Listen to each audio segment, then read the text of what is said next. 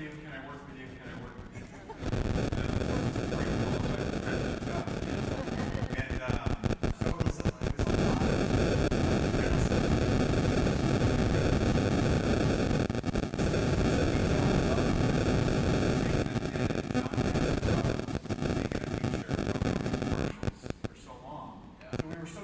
several hats about anything. We would change what our roles were per commercial and stuff. The thought was we were going to build up the feature by doing a short, like a 30-minute holiday special. Yeah.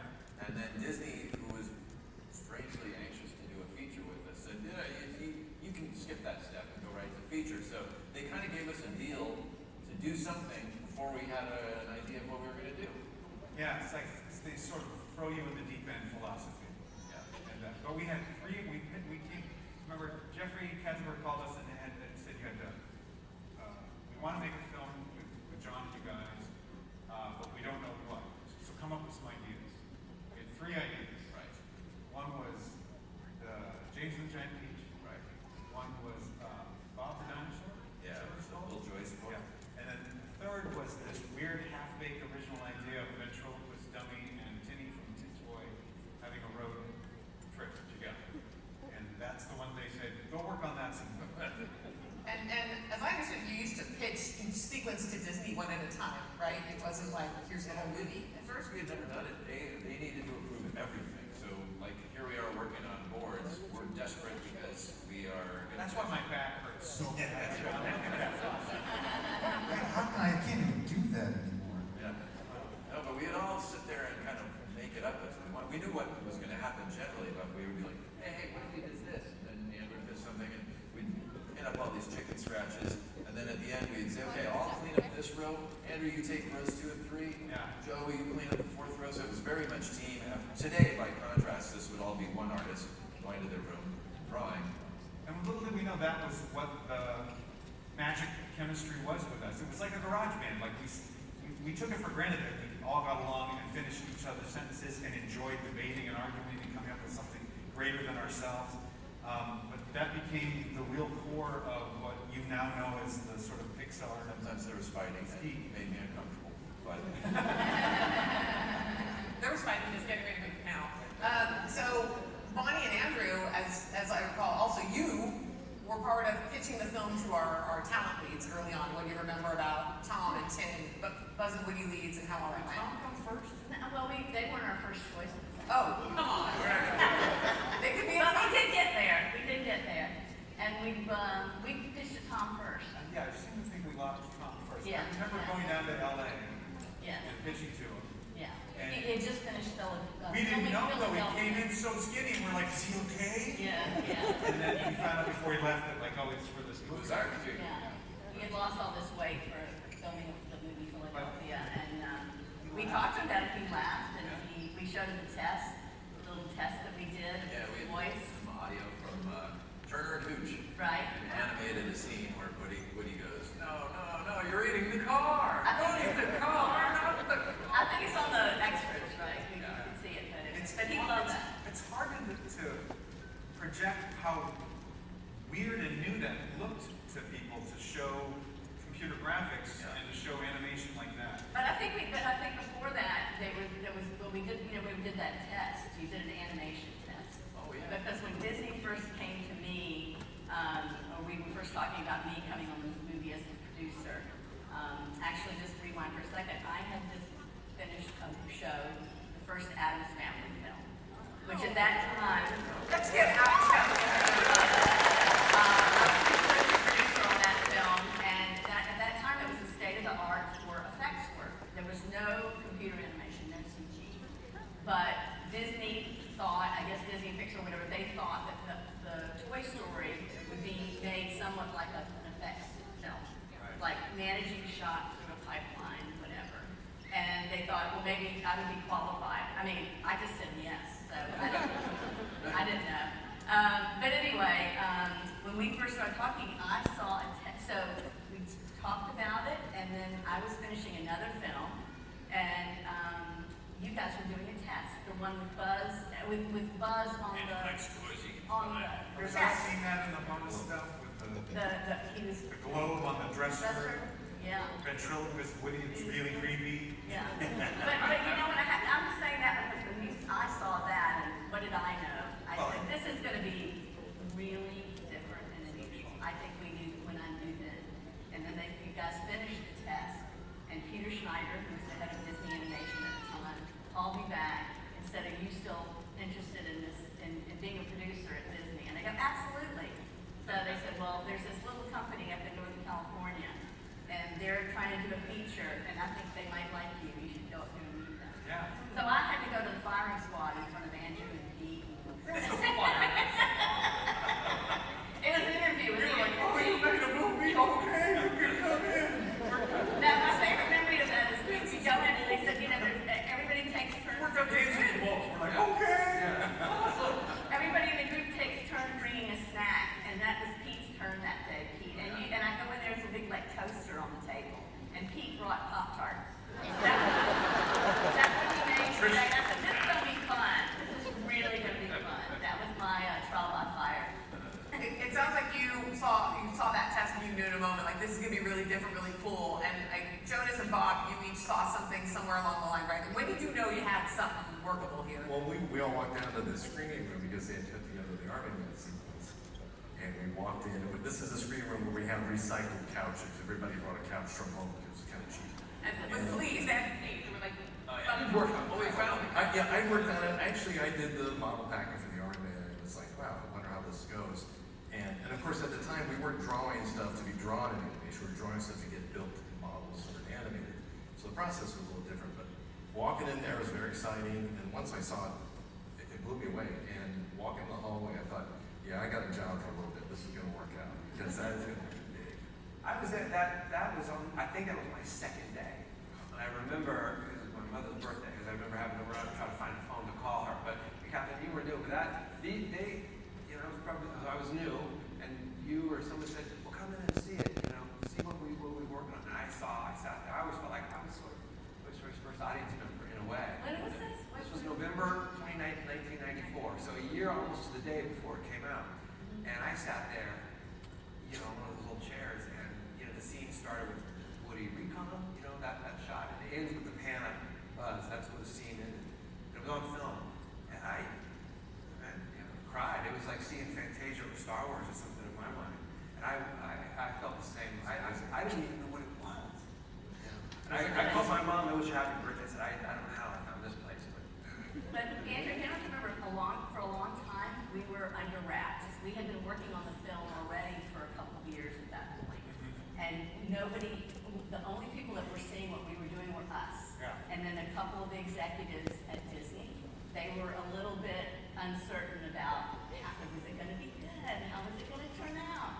And then I think it was maybe about 4 or 5 months before you came on, Jonas, we had the executives from Burger King come to Pixar. Because if you want to partner with any of these companies that do premiums, like McDonald's or Burger King or whatever, to line up with the release of the movie, you have to let them, they start about 18 months plus ahead of the proposed release. So they were the first people outside the internal group and the Disney execs who saw anything from the film, including that Army Man sequence and a couple of other sequences that we had finished. And they went nuts. They thought it was the greatest thing they'd ever seen, and all of a sudden Disney and Pixar go, we got something here. And they started by accelerating our release date. They said we wanted to come out at Thanksgiving because those were big. In those days, they didn't just release movies any old time. You could release movies at Christmas and you release movies in the summer. And they accelerated I found some memos recently that said we were estimating what it would be to do a 7-month acceleration to release the film earlier than what we thought, and we ended up coming out in November of 1995. Yeah, you were saying it's sort of under wraps. It wasn't like nowadays we keep things hush hush and we announce it all in 23.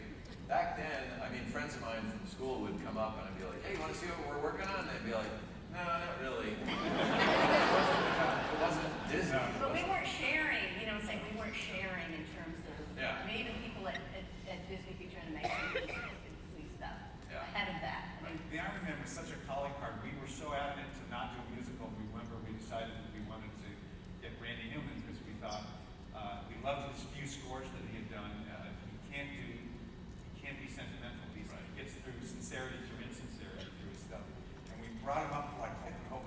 showed him the Army Man sequence, and he took his wallet out, put it to the seat next to him, and said, "You be kind to these people." You know what else I remember about that cracks me up thinking about just Pixar is I saw it and I was blown away and I just thought I saw the most perfect thing, and then the lights come up and the whole group, probably including you guys, just tore to pieces. Yeah. That shot's wrong and that shadow is wrong and we can do better, and I kind of was brought into the culture. Look, this place never stops fighting to get the best. I thought it was done. And on the Randy thing, Disney was nervous about the Randy movement of it all. Yeah. That's who, I mean, you That and makes John me and feel Pete and, well, because they had such huge success prior to this for like Beauty and the Beast and Little Mermaid with more of a traditional music, but more traditionally like Broadway style Right. music. And Randy's take on it would have been something really different. We had to really sell them on the fact that this was gonna be different. Just going back to Bob. Bob was freelance for a little while. That's right, for a couple And I remember we said, "Can you do some drawings on," I don't know what it was. He gave you like 2 weeks, and so he comes to the studio and he's like, "Yeah, I did a few drawings." And he's like, just this giant file, and he starts going through all these great ideas, one after another and another. We all kind of look at each other like, "When can we get this guy?" And it was a cool time in the because you were across the bay in San Francisco. You were finished up you were on Nightmare, yeah. Nightmare and Toy Story. Night Before Christmas, all being done in San Francisco. It was just a cool little animation. And when I was at Nightmare, it was like leather jackets and smoking animators. It was really, they were tough. I think people were drugged out in the alley behind the studio. And I was like, oh geez, I got to Pixar and people were in shorts and they've got Hawaiian shirts and it's summer and I can hear a baseball bat being hit out in the park and across the street. It's like, oh my God, this is so nice. It's so much fun. It wasn't a traditional movie making outfit. No. That's what freaked me out. Well, we modeled it. So many of us were from Cal Arts, which was a very Discovery Your Destiny film school. Yeah. That we just wanted it to feel like film school or art school. We wanted to keep that adventuresome, courageous, be brave to be as stupid as you can, atmosphere as we could. Which must have been scheduling. Oh yeah, yeah, it was a lot. That's it. I remember there was one art review. Where I was like, there's so much to get through, and we just got to get through all of it. There's not enough time. There's never enough time. Again, let's remember accelerating the schedule by 7 months of something we did not know how to even do on time, right? So it was like figuring out as we go. Let's move it up. And then I remember trying to keep a schedule and exiting the room for a minute, coming back, and everyone had gone. And Bob, you all had left out the back to trick me, and gone up goofing off at the mechanic's bank or something at the back door because it's it's funny. Let's Patrick, we're stressed out about the schedule. But there was this feeling of like every moment being infused with fun, even though it was kind of up against this impossible. Go ahead and slide the other producer, Ralph Guggenheim. Go back. Yeah, I think he This does is the it. one where I'm like, Bonnie got put on a chair. Oh, wait. Look, and she's not that tall. Okay, one more. Where is this? Third one. There it is. Oh, well, I don't know how they shot that photo. I'm still only 5 feet tall. Ralph gave us keys to his car for some reason, and we stole it and parked it outside of, almost we were going to drive it into his office. Do you remember this? No. Yeah, you were there. It was your idea. Yeah, you drove. Oh my God. And then we went through a drive-through in Ralph's car. Did we? I think we were trying, it doesn't matter, keep going. We're just going down memory lane. There's a lot of the ground I want to know it. Yeah, but I mean, there was a lot of things that were obviously different than I like to think you wouldn't, steal someone's car and drive it to their office now. You can't prove it. But other things like donuts, we could go off-site to make copies, right? And we couldn't even. Well, yeah, I mean, it was very low tech, and there wasn't, copy machines or, there was. In fact, one of my jobs was at the end of the film, we had to wrap the artwork, and I took the entire collection of every storyboard, original pastel, and all your artwork and everybody's to Kinko's in Berkeley, in my dad's Wagoneer, and spent 2 nights all night color copying. I don't know how much that cost, but one copy, by the way, wasn't even 2, before we had to box up all the art and send it to Disney because we didn't even have a color copier. So it was very analog. Yeah, really analog. This photo is the cafeteria. We didn't, if you go forward one, you can see what we're all eating. when we had company meetings, we had to take turns getting and bringing the food. Remember that? Oh, this is like, Yeah, you brought Pop-Tarts. Yeah, we would all take turns with food, but it was very low tech. And I remember, Bob, you said it was something like the building was like a tech company or something. It was In a, your mind? a startup. It was this scrappy startup sort of thing where I showed up on I remember I shared an office with Tia, and I showed up one day and working. It's got this old crappy old desk in it, and it's like a desk with a drawer. It's on a drawing table, and it had a CRT on it, this old monitor that was like a terminal, and I was thinking it'd be some fancy Mac or something, but it's for programming, I can't clearly use that. And I think it was just, it was scrappy and we were scrappy. We just had to figure it out ourselves. It almost had a dorm quality to it. And I think we eventually, in a couple weeks, got a drawing table, proper pencil sharpener and that stuff. But I think that was the fun of it because there's me drawing when I had the Cyber action going on. It was 1994. Sorry. Yeah, it's a time. But I think that was the fun of it. It was what we were doing was the most important part. It wasn't necessarily the stuff around us. It wasn't the fancy offices or anything. We figured things out. If you go one more slide, this is Tia. So this is Tia Cratter, who, huge contribution. But Tia came from Disney, background painter, Little Mermaid and Beautiful Beast. So I always thought Tia was a bridge. That's the mediums into. That's sneakers because she's studying how to do Sid for City. Probably Sid. Yeah.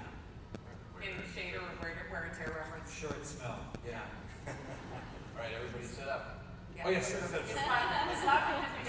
Bonnie's doing well. But Speaking of Bonnie, when you came on, you had worked outside, you knew how to make a movie, but also because you were interfacing with Disney, what was it like to try to build trust at Pixar?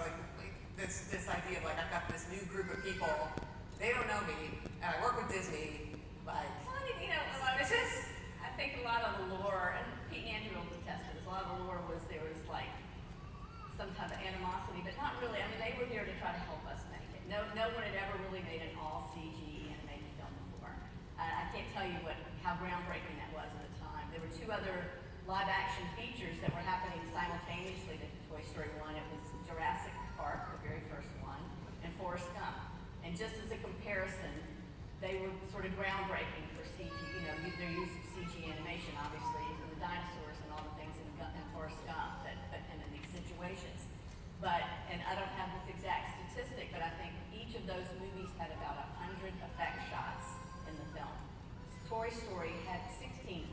Every shot was an effect shot. 1,600 effect shots edited on an Avid, which no feature film had ever been edited completely on an Avid before. So we had all this.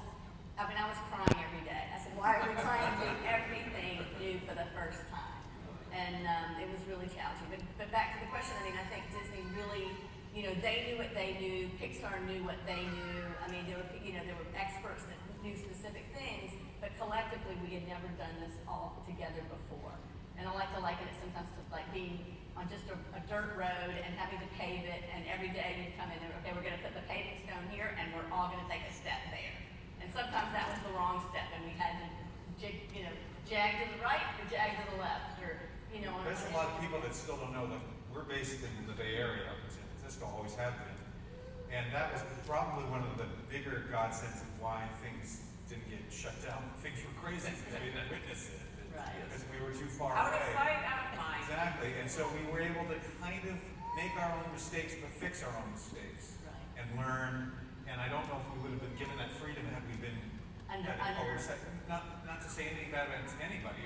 We would legitimately make any people with the money nervous. yeah. But I think I'd be nervous. But that was also a challenge. I remember that we had an accountant who was working with me, and we looked at Pixar had come up with a budget. Well, honestly, Disney made up this number. Nobody really knew what it would cost either. So it's, you can have this much.